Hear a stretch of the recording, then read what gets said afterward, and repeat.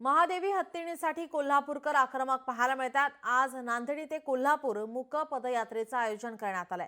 नांदेडीतून पहाटे 5 वाजल्यापासून पदयात्रा सुरू झाली आहे। शेकडो कोल्हापूरकर पदयात्रेमध्ये सहभागी झालेत। महादेवी हत्तीण परत करण्याची मागणी केली जाते।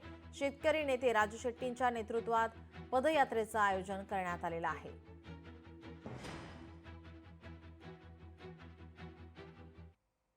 आपल्या भारतीय परंपरा, प्रतिष्ठा आणि आपली अतिशय मोलाची असलेली दक्षिणाची शान म्हणजे माधुरी यांना, या हत्तीला अंबानी यांनी बेकायदेशीररित्या वडताळा येथे नेल्यामुळे आपण सर्वजण कोल्हापूर जिल्हाधिकारी कार्यालयावर 45 किलोमीटरची पदयात्रा घेऊन जातात। सुप्रीम कोर्टाने दिलेला हा जो निर्णय आहे तो काय अंतिम नाही।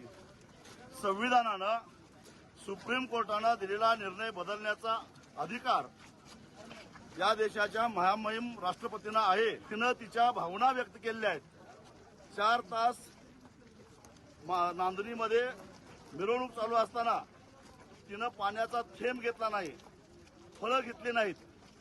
एवढंच नव्हे तर रडत रडत ती गेली। ज्या माधुरीनं आमच्या 742 गावांचे प्रमुख असणाऱ्या मठाधिपतींना रडवलं, स्वतः रडली। यावरून माधुरीला नांदणी मठ सोडायचा नव्हता हे स्पष्ट होतं। आणि म्हणून माधुरीच्या वतीनं आम्ही सारेजण महामहिम राष्ट्रपतींना दयेचा अर्ज देण्यासाठी म्हणून जिल्हाधिकारी कार्यालयावर मूक मोर्चा घेऊन निघालेलो आहोत।